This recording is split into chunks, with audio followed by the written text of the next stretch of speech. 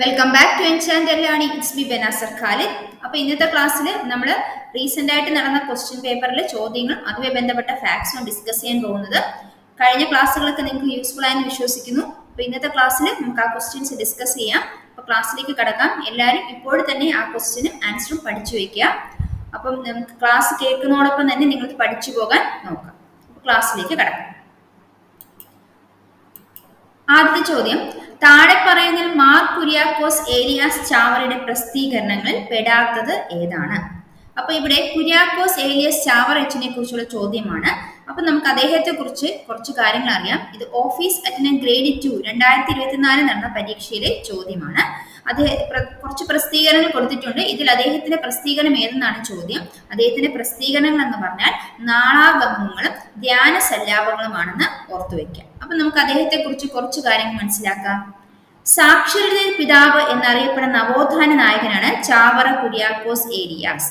സാക്ഷരതയുടെ പിതാവ് എന്നറിയപ്പെടുന്ന നവോത്ഥാന നായകൻ ആരാണ്? ചാവറ കുര്യാക്കോസ് ഏലിയാസ് ആണെന്ന് മനസ്സിലാക്കാം. ഈ 1805 കുട്ടനാടിലെ കൈനിക്കരിയിലാണ് അദ്ദേഹം ജനിച്ചത്. ചാവറ കുര്യാക്കോസ് ഏലിയാസ് എവിടെയാണ് ജനിച്ചത്? കുട്ടനാട്ടിലെ കൈനിക്കരിയിൽ 1805 ജനിച്ചത്.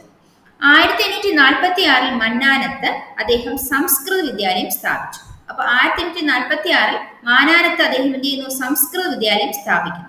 1871 കൂനമ്മാവലാണ് അദ്ദേഹം അന്തരിക്കുന്നത്. അപ്പൊ അദ്ദേഹം ജനിച്ചത് 1805 കുട്ടനാട്ടിലെ കൈനക്കരിയിലാണ്. മരിക്കുന്നത് എവിടെയാണ്? അദ്ദേഹം അന്തരിക്കുന്നത് 1871 കൂനന്മാവിലാണെന്ന് മനസ്സിലാക്കി വയ്ക്കുക.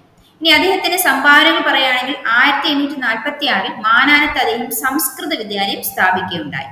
ഇനി അദ്ദേഹത്തിന്റെ ആശയം എന്നാൽ ഓരോ പള്ളിക്കുമൊപ്പം ഒരു സ്കൂളും നിർമ്മിക്കണമെന്ന ആശയം മുന്നോട്ട് വെച്ച നവോത്ഥാന നായകൻ ആര് എന്ന ചോദ്യത്തിന് ഉത്തരം ചാവറ കുര്യാക്കോസ് ഏലിയാസ് ആണെന്ന് മനസ്സിലാക്കി വെക്കുക. അതുപോലെ പിടിയേരി സമ്പ്രദായം അദ്ദേഹമാണ് ആരംഭിച്ചത്. അപ്പൊ അദ്ദേഹത്തിന്റെ സംഭാവനകൾ പറയുകയാണെങ്കിൽ അദ്ദേഹം സംസ്കൃത വിദ്യാലയം 1846 മാനാനത്ത് സ്ഥാപിച്ചു. അതുപോലെ തന്നെ ഓരോ പള്ളിക്കൊപ്പം ഒരു സ്കൂൾ നിർമ്മിക്കണമെന്ന ആശയം പങ്കുവച്ചു.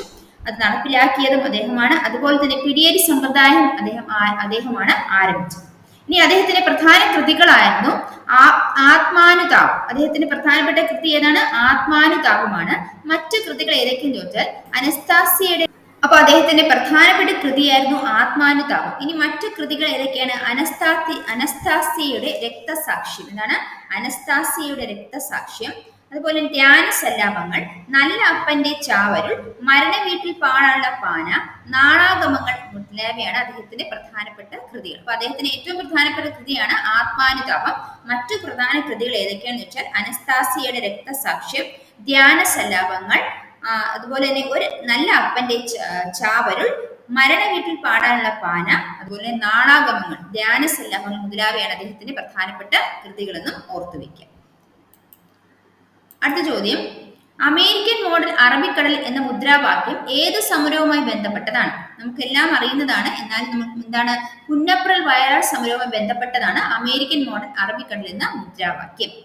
അതുപോലെ തന്നെ 1945 നവംബറിൽ തിരുവിതാംകൂറിലെ അമേരിക്കൻ മോഡൽ ഭരണ പരിഷ്കാരം പ്രഖ്യാപിച്ച ദിവാനാണ് CP രാമസ്വാമി അയ്യർ. അപ്പോൾ അമേരിക്കൻ മോഡൽ ഭരണ പരിഷ്കാരം പ്രഖ്യാപിച്ച ദിവാൻ ആരാണ്? CP രാമസ്വാമി അയ്യറാണ്. എവിടെയാണ് പ്രഖ്യാപിച്ചത്? തിരുവിതാംകൂറിലാണ്. 1945 നവംബറിലാണ് പ്രഖ്യാപിച്ചത്. പുതിയ ഭരണ പരിഷ്കാരത്തിനെതിരെ അരങ്ങേറിയ പ്രക്ഷോഭമായിരുന്നു പുന്നപ്ര വയലാർ സമരം. പുന്നപ്ര വയലാർ സമരം 1946 ഈ ഭരണ പരിഷ്കാരത്തിനെതിരെ നടന്ന ഒരു സമരമാണ് പുന്നപ്ര വയലാർ സമരം. തുലാം 10 സമരം എന്നും ഈ പുന്നപ്ര വയലാർ പ്രക്ഷോഭം അറിയപ്പെടുന്നുണ്ട്. അപ്പൊ പുന്നപ്ര വയലാർ പ്രക്ഷോഭത്തിന്റെ മറ്റൊരു പേരാണ് തുലാം 10 സമരം. അത് എന്തിനെതിരെയായിരുന്നു?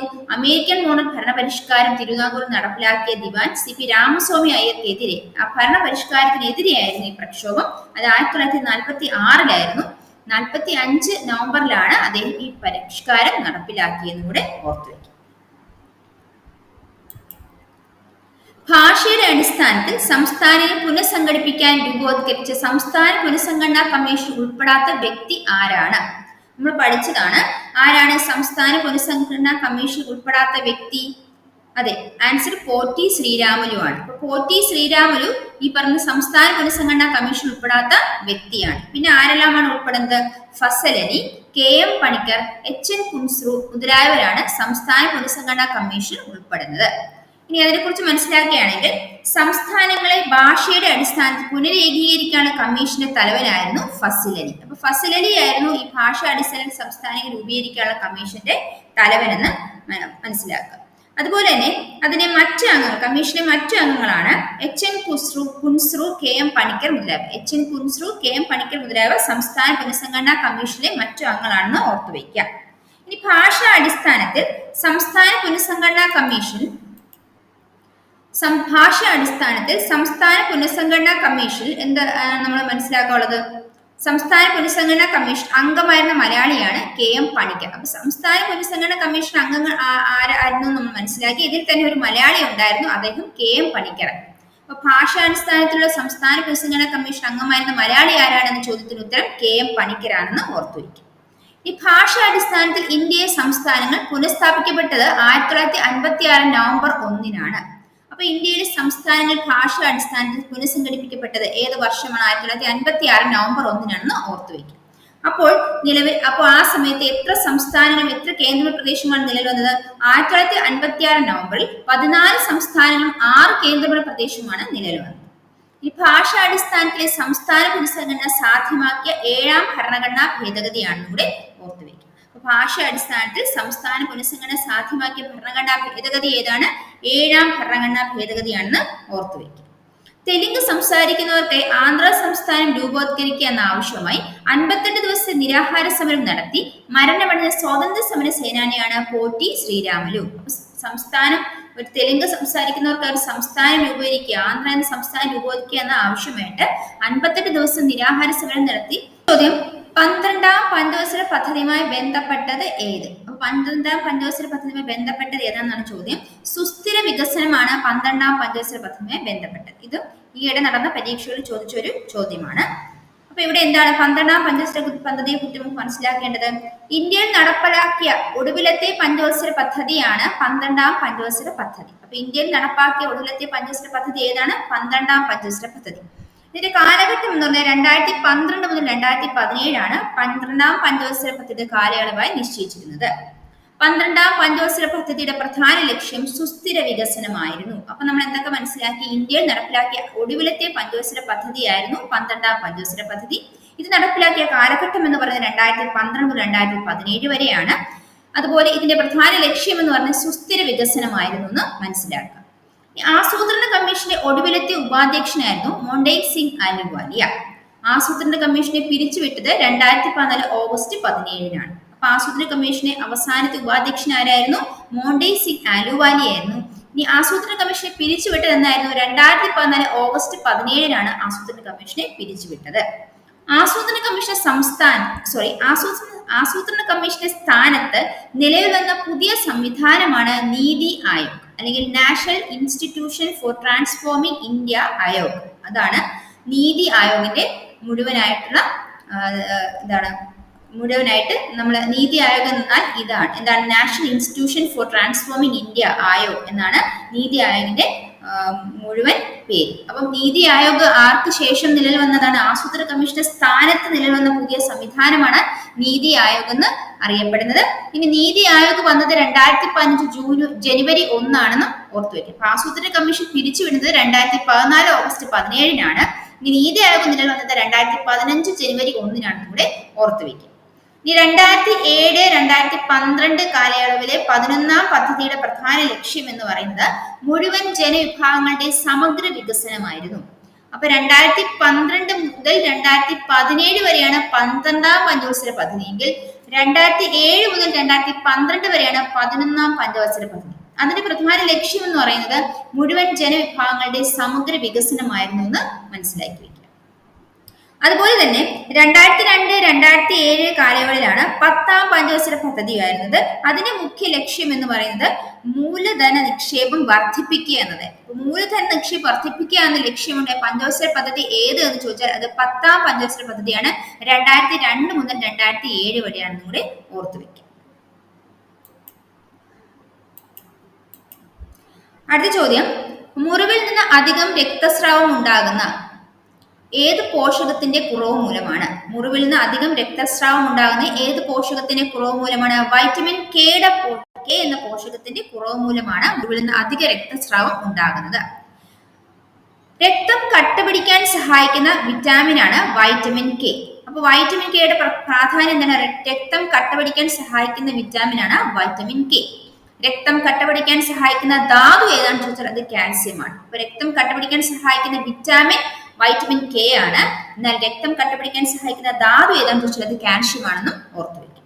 രക്തം കട്ടപിടിക്കാൻ കാലതാമസം ഉണ്ടാകുന്ന പാരമ്പര്യ രോഗമാണ് ഹീമോഫീലിയ. ഹീമോഫീലിയ എന്ന പാരമ്പര്യ രോഗമാണ്.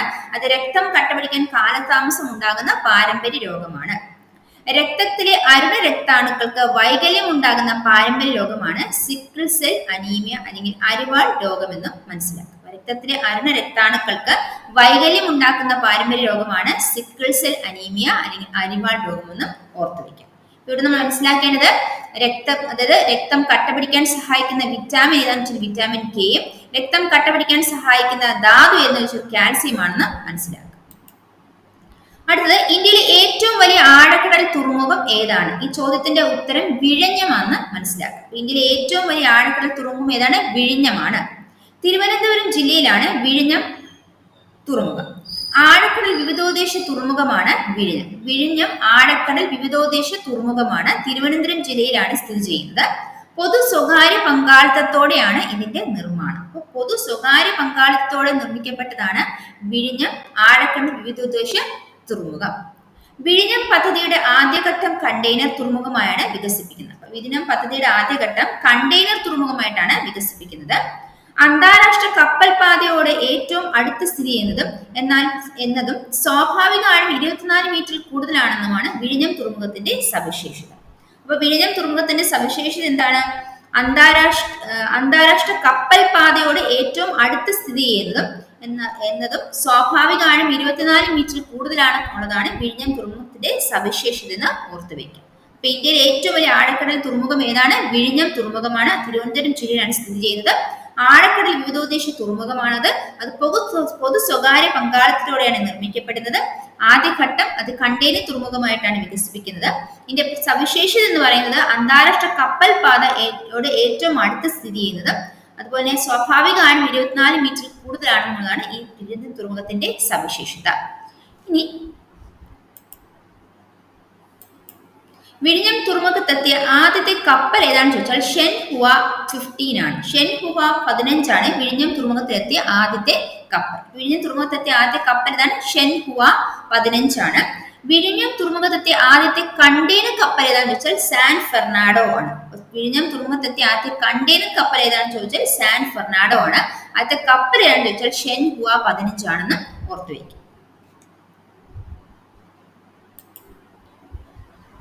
അടുത്ത ചോദ്യം, കേരളത്തിലെ വിവിധ വെള്ളച്ചാട്ടങ്ങൾ, ജില്ലകൾ എന്നിവയുടെ പട്ടിക ചുവടെ നൽകുന്നു. ശരിയല്ലാത്തത് കണ്ടെത്തുക എന്നാണ് ചോദ്യം. ഇതിൽ ശരിയല്ലാത്ത ഓപ്ഷൻ വാഴച്ചാൽ പത്തനംതിട്ടയാണ്. അപ്പൊ തുഷാരഗിരി വെള്ളച്ചാട്ടം കോഴിക്കോടാണ് സ്ഥിതി ചെയ്യുന്നത്. ചീയപ്പാറ വെള്ളച്ചാട്ടം ഇടുക്കി ജില്ലയിലും പാലരുവി വെള്ളച്ചാട്ടം കൊല്ലം ജില്ലയിലുമാണെന്ന് ഓർത്തു വയ്ക്കുക. ഇനി വാഴവാന്തോൾ, മങ്കയം വെള്ളച്ചാട്ടങ്ങൾ തിരുവനന്തപുരം ജില്ലയിലാണ്. അപ്പൊ തിരുവനന്തപുരം ജില്ലയിലെ വെള്ളച്ചാട്ടങ്ങൾ ഏതൊക്കെയാണ്? മങ്കയം, വാഴവാന്തോൾ എന്നിവയാണ് തിരുവനന്തപുരം ജില്ലയിലെ വെള്ളച്ചാട്ടങ്ങൾ.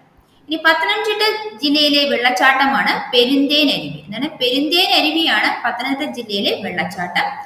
ചീയപ്പാറ, തൊമ്മൻകുത്ത്, തൂവാനം, ലക്കം, അഞ്ചുരുളി എന്നിവ ഇടുക്കി ജില്ലയിലെ വെള്ളച്ചാട്ടങ്ങളാണ്. അപ്പൊ ചീയപ്പാറ, തൊമ്മൻകുത്ത്, തൂവാനം, ലക്കം, അഞ്ചുരുളി എന്നിവ ഇടുക്കി ജില്ലയിലെ വെള്ളച്ചാട്ടങ്ങളാണെന്ന് ഓർത്തു വയ്ക്കും. ഇതിൽ ചീയപ്പാറയും തൂവാനവും ഒക്കെ നമുക്ക് അറിയുന്നതാണ്. ഇതെല്ലാം ഏത് ജില്ലയിലാണ്? ഇടുക്കി ജില്ലയിലാണെന്ന് ഓർത്തു വയ്ക്കും. ചാലക്കുടി പുഴയിൽ തൃശ്ശൂരിലുള്ള പ്രസിദ്ധമായ വെള്ളച്ചാട്ടങ്ങളാണ് ആതിരപ്പള്ളി, വാഴച്ചാൽ എന്നിവ. അപ്പൊ ചാലക്കുടി പുഴയിൽ തൃശ്ശൂരുള്ള പ്രസിദ്ധമായ വെള്ളച്ചാട്ടങ്ങളാണ് ഏതൊക്കെ? ആതിരപ്പള്ളിയും വാഴച്ചാൽ എന്നിവ. വാഴച്ചാൽ പത്തനംതിട്ടയിലുള്ള വെള്ളച്ചാട്ടമല്ല, പിന്നെ എവിടെയുള്ളതാണ്? അത് തൃശ്ശൂരുള്ള ചാലക്കുടി പുഴയിൽ ഉള്ള പ്രസിദ്ധമായ വെള്ളച്ചാട്ടമാണ് ആതിരപ്പള്ളിയും വാഴച്ചാലും. ഇനി ആഢ്യൻപാറ വെള്ളച്ചാട്ടം എന്താണ്? ധോണി, സീതാർകുണ്ട് വെള്ളച്ചാട്ടങ്ങൾ പാലക്കാട് ജില്ലയിലാണ് സ്ഥിതി ചെയ്യുന്നത്. അപ്പൊ ധോണി, സീതാർകുണ്ട് വെള്ളച്ചാട്ടങ്ങൾ എവിടെ സ്ഥിതി ചെയ്യുന്നു? പാലക്കാട് ജില്ലയിലാണ്. ഇനി സൂചിപ്പാറ, ചേതലയം വെള്ളച്ചാട്ടങ്ങൾ വയനാട് ജില്ലയിലാണ് ഇവിടെ ഓർത്തു വയ്ക്കുക. അപ്പൊ ഇവിടെ പത്തനംതിട്ട ജില്ലയിലാണ് പെരുന്തേനരുവി വെള്ളച്ചാട്ടമുള്ളതെന്ന് ഓർത്തു വയ്ക്കാം. അതുപോലെ ചീയപ്പാറ ഇടുക്കി ജില്ലയിലാണ്, പാലരുവി കൊല്ലത്താണ്, തുഷാരഗിരി കോഴിക്കോടാണെന്നും ഓർത്തു വയ്ക്കാം.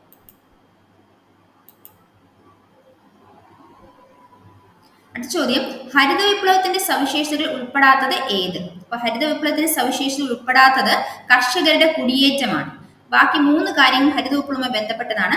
അത്യുൽപാദന ശേഷിയുള്ള വിത്തിനങ്ങൾ, രാസവളങ്ങളുടെ ഉപയോഗം, യന്ത്രവൽക്കരണം എന്നിവ ഹരിത വിപ്ലവവുമായി ബന്ധപ്പെട്ട സവിശേഷതകളാണ്. അപ്പൊ മനസ്സിലാക്കേണ്ടത് ഹരിത വിപ്ലവത്തിന്റെ 1ാം ഘട്ടം അരങ്ങേറിയ കാലയളവ് എന്ന് പറയുന്നത് 1960 മുതൽ 70 വരെയാണെന്ന്.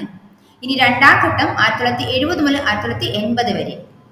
ഇന്ത്യൻ ഹരിത വിപ്ലവത്തിന്റെ പിതാവ് എന്നറിയപ്പെടുന്ന ഡോക്ടർ MS സ്വാമിനാഥനാണ്. അതുപോലെ തന്നെ പഞ്ചാബ്, ഹരിയാന, ഉത്തർപ്രദേശ് സംസ്ഥാനങ്ങളാണ് ഹരിത വിപ്ലവം തുടക്കത്തിൽ മുന്നേറിയത്. അപ്പൊ ഏതൊക്കെ സംസ്ഥാനങ്ങളാണ് തുടക്കത്തിൽ ഹരിത വിപ്ലവം മുന്നേറിയത്? പഞ്ചാബ്, ഹരിയാന, ഉത്തർപ്രദേശ് എന്നീ സംസ്ഥാനങ്ങളാണ്. ഇനി മനസ്സിലാക്കേണ്ടതാണ്, ഹരിത വിപ്ലവത്തിൽ ഇന്ത്യയിൽ ഏതിന്റെ വിളയ്ക്കാണ് കൂടുതലായിട്ട് മുന്നേറ്റം ഉണ്ടായത്? ഗോതമ്പിന്റെ വിളയാണ് കൂടുതലായിട്ട് ഉൽപാദനം ഉണ്ടായത്. ഗോതമ്പ് വിളയിലാണ് കൂടുതൽ ഉൽപാദനം ഉണ്ടായത്.